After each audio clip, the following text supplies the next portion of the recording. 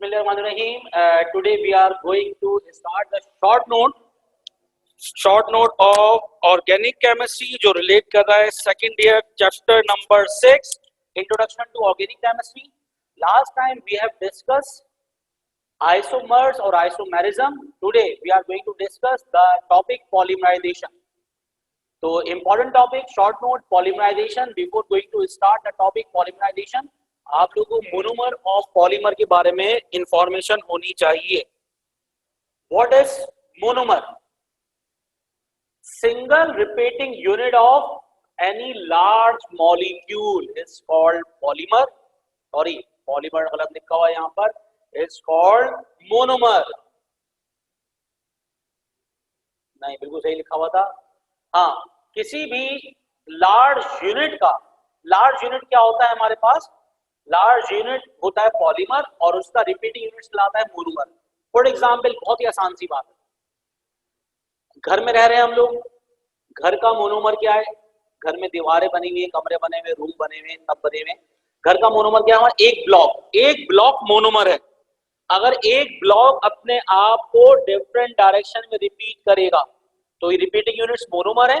और रिपीट करने के बाद जो चीज बनती है उसको कहते हैं पॉलीमर. वैसे तो अभी एग्जाम्पल्स पढ़ेंगे हम लोग केमिकल, ये मैंने जस्ट टिपिकल एग्जाम्पल आप लोग को दी है. जो घर का कमरा है उसका एक मोनोमर क्या है? वो इसका मोनोमर है एक ब्लॉक. एक ब्लॉक कहलाएगा monomer. When monomers combine together to form large repeating units, the compound obtain is called polymer. Mono का मतलब यूनिट, मर का मतलब पार्ट. यूनिट पार्ट, एक part. Poly means many, mer means part, many part, polymer. तो monomer किसी भी compound का single unit होता है. H2O एक मोनोमर है. लेकिन जब बहुत सारे water molecule by means of hydrogen bonding combine होंगे तो वो बन जाएगा पॉलीमर. तो मोनोमर किसी भी कंपाउंड का सिंगल यूनिट होता है. When monomers combine together to form long chain of repeating units is called polymer. Now we are going to move towards definition of polymerization. A chemical reaction in which many simpler molecules, the molecular simpler molecules, that is monomer. Simpler molecules, that is monomers, either same or different, join together chemically to form large or big molecule is called polymer and the process is called polymerization. देखिए, पहले definition समझ लेते हैं, उसके बाद दोबारा discuss करते हैं मोनोमर पॉलीमर. एक ऐसा प्रोसेस जिसमें बहुत सारे सिंगल यूनिट कंबाइन हो और कंबाइन होने के बाद एक लार्ज मॉलिक्यूल, एक लार्ज यूनिट बनाए, इसको हम कहते हैं पॉलीमर. ये केमिस्ट्री कहलाती है पॉलीमेरिक केमिस्ट्री और ये प्रोसेस कहलाता है polymerization. Now we are going to repeat monomer. कमरे का, घर का मोनोमर क्या हो गया? एक ब्लॉक मोनोमर है. जब बहुत सारे ब्लॉक डिफरेंट डायरेक्शन में अपने आप को रिपीट करेंगे तो क्या बन जाएगा? घर बन जाएगा, कमरा बन जाएगा, कमरे से घर बन जाएगा, घर से महल तामीर हो जाएगा. तो ये कहलाएगा पॉलीमर. ऐसा केमिकल रिएक्शन जिसमें बहुत सारे सिंपलर मॉलिक्यूल मोनोमर्स कंबाइन होते हैं और कंबाइन होने के बाद एक लार्ज मॉलिक्यूल या एक बिग मॉलिक्यूल बनाए, इस मॉलिक्यूल को कहते हैं पॉलीमर. और केमिस्ट्री कहलाती है polymeric chemistry and the process is called polymerization. अपनी वर्डिंग में रिपीट कर रहा हूं मैं. The process in which monomers combine together to form large molecule is called polymer. The chemistry is called polymeric chemistry and the process is called polymerization. उम्मीद है आप लोगों को मोनोमर, पॉलीमर और पॉलीमराइजेशन इन सबकी डेफिनेशन क्लियर हुई. If you have asked, then you can, if you have any query, then you can ask in comments. अच्छा, यहाँ पर कुछ और एग्जाम्पल्स भी कर लेते हैं मोनोमर पॉलीमर की। फॉर एग्जाम्पल हमारी फिजिकल एग्जाम्पल के अंदर देखें, जो मिठाई होती है, चमचम हो गई, गुलाब जामुन हो गई, या डिफरेंट टाइप की मिठाइयाँ हैं, ये किससे बन रही है? मैदे से। मैदे की पार्टिकल्स बिखरे हुए हैं, वो मोनोमर्स हैं। जब मैदे में घी शामिल करेंगे, दूसरे इंग्रेडिएंट शामिल करेंगे, पानी वगैरह शामिल करेंगे, तो वो एक पेड़ा टाइप बन जाएगा, इसको कहेंगे पॉलीमर। जैसा रोटियां बन रही होती हैं, तो रोटियों के लिए जो फ्लोर आटा इस्तेमाल किया जाता है, एमोर्फस, वो मोनोमर हो गया। जब आटे में पानी मिलाया जाता है तो क्या बन जाता है? पॉलीमर। तो वो रोटी का एक पेड़ा तैयार हो गया, which is called polymer. Clear? Then, after definitions of monomer, polymer, and polymerization, we will move towards classification of types of polymerization. There are two types of polymerization. Number one is addition polymerization. Second one is condensation polymerization. बहुत ही आसान सी बात है, बहुत सादे लफ्जों में समझा रहा हूं मैं।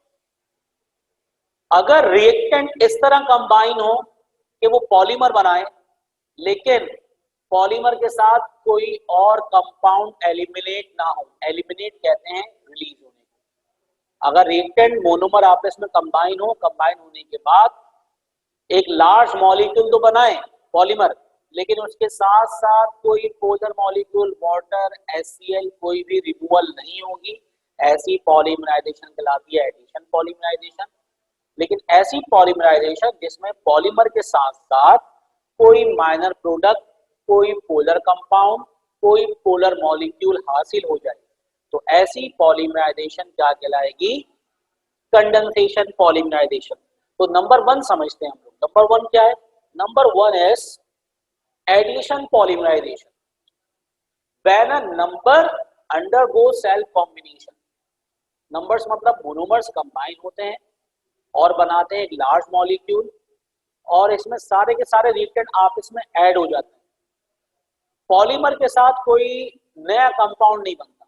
For example, formation of polythene bags, जो प्लास्टिक बैग्स होते हैं, फॉर्मेशन ऑफ पॉलीथीन बैग्स, ये एग्जांपल किसकी है?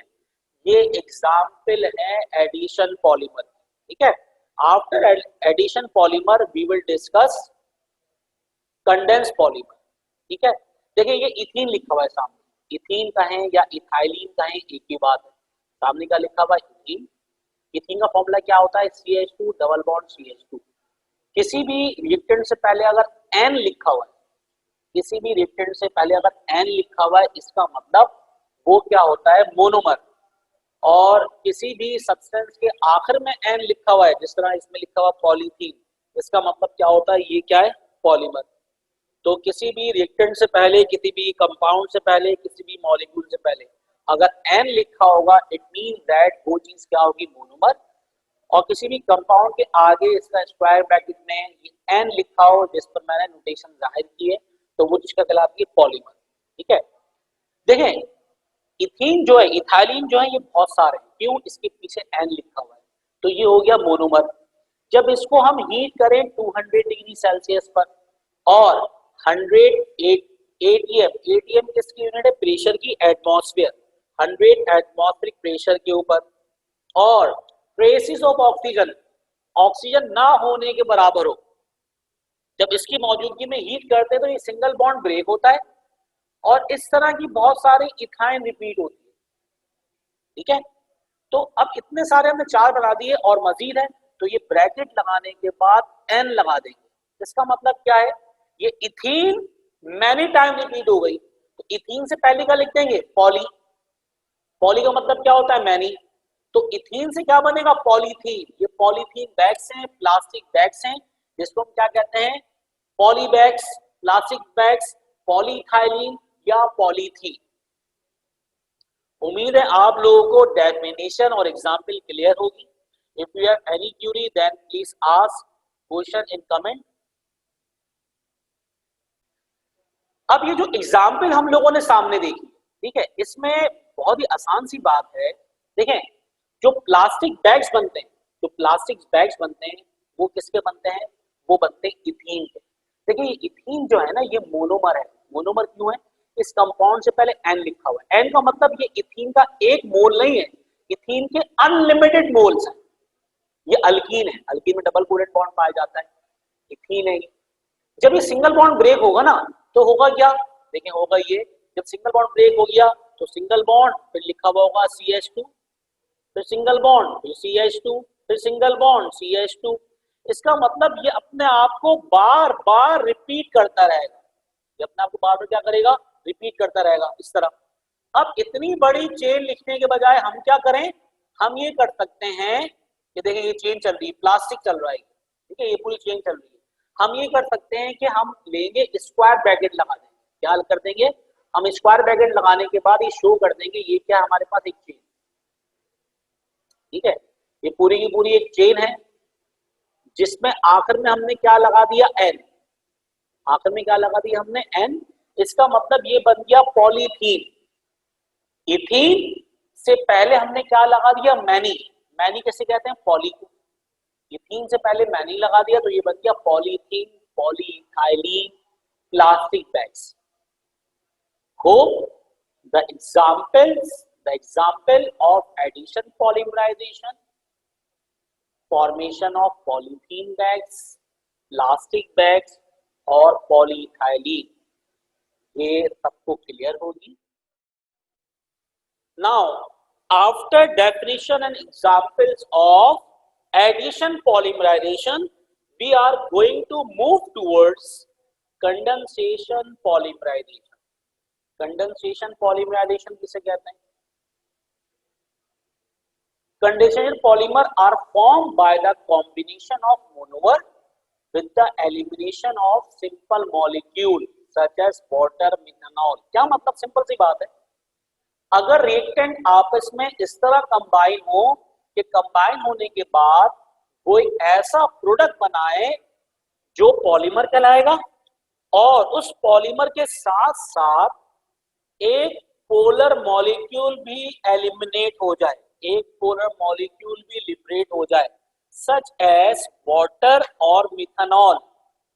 Water and methanol are monomers. कौन से, मतलब क्या है ये है आपके पास पोलर मॉलिक्यूल।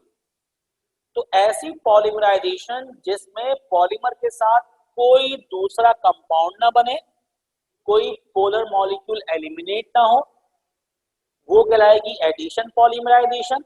लेकिन ऐसी पॉलीमराइजेशन जिसमें एक पॉलीमर के साथ साथ एक ऐसा कंपाउंड या मॉलिक्यूल बने जिसमें एक पोलर मॉलिक्यूल या कंपाउंड एलिमिनेट हो जाए, इसको हम कहेंगे कंडेंसेशन पॉलीमराइजेशन।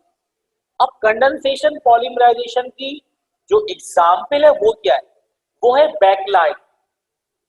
वो क्या एग्जाम्पल, बैकलाइट। बैकलाइट क्या चीज होती है पहले ये समझ लें, फिर आगे देखते हैं कि बैकलाइट किस तरह करना है परफॉर्म। देखिए ये बैकलाइट जो है, ये लिखा हुआ सामने बैकलाइट। बैकलाइट जो है हमारे पास ये है हार्ड प्लास्टिक। जितनी भी हार्ड प्लास्टिक गाड़ियों का इंटीरियर स्ट्रक्चर है, कैमरा हो गया, सेल, हमारे पास सेल फोन है, उनकी जो बॉडी है वो किससे बनी हुई है, बैकलाइट से। बैकलाइट क्या है, हार्ड प्लास्टिक। स्विच बोर्ड्स, कैमरे की बॉडी, सेल की बॉडी और गाड़ियों का इंटीरियर स्ट्रक्चर, ये सब किससे बना है, बैकलाइट। बैकलाइट एक कंडेंस पॉलीमर है जो फिनॉल और फॉर्मल्डिहाइड के कॉम्बिनेशन से बनता है। अच्छा, फिनॉल किसे कहते हैं, फिनॉल किसे कहते हैं, अगर बेंजीन रिंग के ऊपर OH ग्रुप लगा होगा तो इसको कहेंगे फिनॉल। और ये ग्रुप क्या है, ये ऑर्गेनिक कंपाउंड है जिसको हम क्या कहेंगे, फॉर्मल्डिहाइड। ठीक है, बेंजीन पर अगर OH ग्रुप लगा हो तो इसको कहेंगे फिनॉल। और HCHO ग्रुप क्या है, ये है फॉर्मल्डिहाइड, ये एल्डिहाइड ग्रुप है।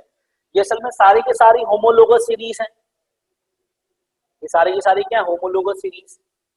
अल्केन भी होमोलोगस सीरीज है, सारे ऑर्गेनिक कंपाउंड्स हैं, alkane, alkyne, alkyne, alcohol, formaldehyde, carboxylic acid, Easter, ether, ये सारे के सारे क्या है, ऑर्गेनिक कंपाउंड। ठीक है, अब इसमें हम लोग देख लेते हैं कि किस तरीके से ये बैकलाइट बन रहा है। बैकलाइट की फॉर्मेशन देखते हैं। देखें सबसे पहले ये दो फिनॉल, ये सारे के सारे मोनोमर है, ये सारे के सारे क्या है, मोनोमर। इन पे पीछे का लिखा हुआ है एन, ये सारे के सारे हमारे पास क्या है, मोनोमर। इनमें बैक पे क्या लिखा हुआ है एन।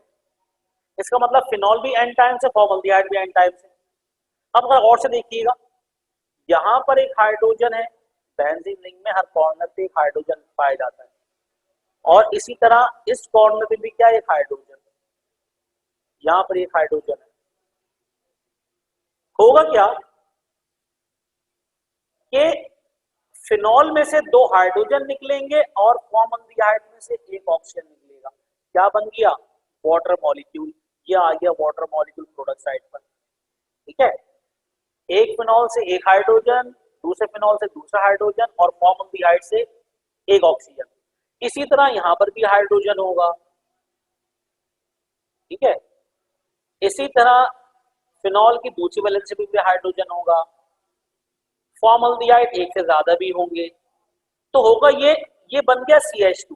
कार्बन की दो वैलेंसी फ्री, देखिए बीच में आ जाएगा CH2, और जो ये फिनॉल की एक एक वैलेंसी फ्री हुई है, इस पे कौन अटैच हो जाएगा, CH2। अब ये जो कंपाउंड बना है हमारे पास, इसको हम इस ब्रैकेट में लिख सकते हैं एन टाइम्स। इसको ब्रैकेट में क्या लिखेंगे, एन टाइम्स। इसका मतलब ये क्या बन गया, ये हमारे पास बन गया पॉलीमर। ये बन गया हमारे पास पॉलीमर बन गया, जिसको हम क्या कह रहे हैं, जिसको हम कह रहे हैं बैकलाइट। ये बन गया हमारे पास पॉलीमर, जिसको हम क्या कह रहे हैं, बैकलाइट।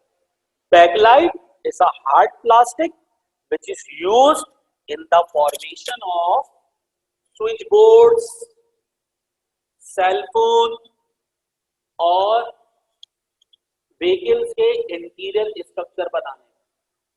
जो गाड़ियों का डैशबोर्ड होता है, बम्पर वगैरह होते हैं, आजकल किसके आ रहे हैं, हार्ड प्लास्टिक के। वो हार्ड प्लास्टिक कौन है, वो हार्ड प्लास्टिक है backlight.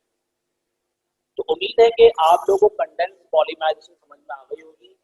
I repeated all definitions. Monomer, single unit of any compound is called monomer. जब भी मोनोमर कंबाइन होंगे तो एक लार्ज मॉलिक्यूल बनेगा, जिसको हम कहेंगे पॉलीमर। एक ऐसा केमिकल रिएक्शन जिसमें मोनोमर कंबाइन होने के बाद पॉलीमर की फॉर्मेशन करते हैं, ये प्रोसेस कहलाता है पॉलीमराइजेशन। ये केमिस्ट्री कहलाती है पॉलीमेरिक केमिस्ट्री, और वो कंपाउंड जो बनता है इसको कहते हैं पॉलीमर। सेकंड हमारे पास टाइप्स ऑफ पॉलीमराइजेशन, दो टाइप की पॉलीमराइजेशन की, एडिशन पॉलीमराइजेशन और कंडेंसेशन पॉलीमराइजेशन।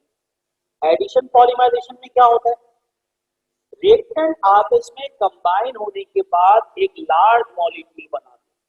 रिएक्टेंट आपस में कंबाइन होने के बाद एक लार्ज मॉलिक्यूल बनाएंगे, और कोई भी यहां पर पोलर मॉलिक्यूल एलिमिनेट नहीं होगा।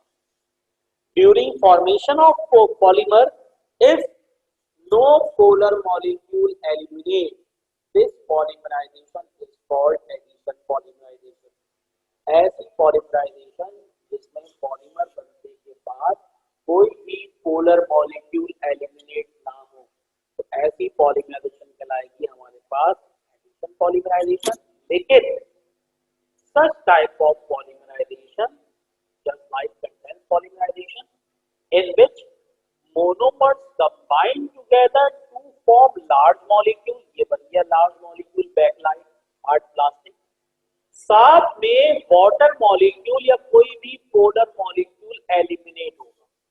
ठीक है, तो यहां पर ये क्या हो गया, कंडेंस पॉलीमराइजेशन की एंडिंग। कंडेंस का मतलब होता है कि formation of polymer with liberation of polar molecule। Condense मतलब मिल जाना, कंडेंस हो गए, मिल जाना, मिल गए मॉलिक्यूल। लेकिन कंडेंसेशन का मतलब सिंपल ही होता है, ठंडा करने का प्रोसेस भी कहलाता है, जम जाने का प्रोसेस भी कहलाता है, मिक्स हो जाने का प्रोसेस भी कहलाता है। ये समझे, मिक्स हो गई मोनोमर, क्या होगा, मिक्स हो गए। मिक्स होने के बाद इन्होंने लार्ज मॉलिक्यूल बना दिया, लेकिन साथ साथ क्या एलिमिनेट हुआ है, एक पोलर मॉलिक्यूल, जिसको हम कह रहे हैं कंडेंसेशन पॉलीमराइजेशन। इसको अगर इसमें कोई सिंपल मॉलिक्यूल एलिमिनेट होगा। अगर कोई सिंपल मॉलिक्यूल एलिमिनेट नहीं होगा तो ऐसी पॉलीमराइजेशन कहलाएगी एडिशन पॉलीमराइजेशन। लेकिन अगर सिंपल मॉलिक्यूल एलिमिनेट हो जाता है तो such polymerisation is known as condense polymerisation. उम्मीद है कि आप लोगों को एडिशन और कंडेंसेशन पॉलीमराइजेशन कंप्लीटली क्लियर होगा। मोनोमर की डेफिनेशन, पॉलीमर, पॉलीमराइजेशन, एडिशन और condensation polymerisation. If you have any query then please ask. Okay, फिर हम लोग यहीं तक रखते हैं अपनी शॉर्ट नोट को। हम लोगों ने आज डिस्कस कर लिया पॉलीमराइजेशन। तो इंशाल्लाह if you have any query then please ask और कमेंट। अदरवाइज अपना ख्याल रखें। फिया मान अल्लाह। अल्लाह।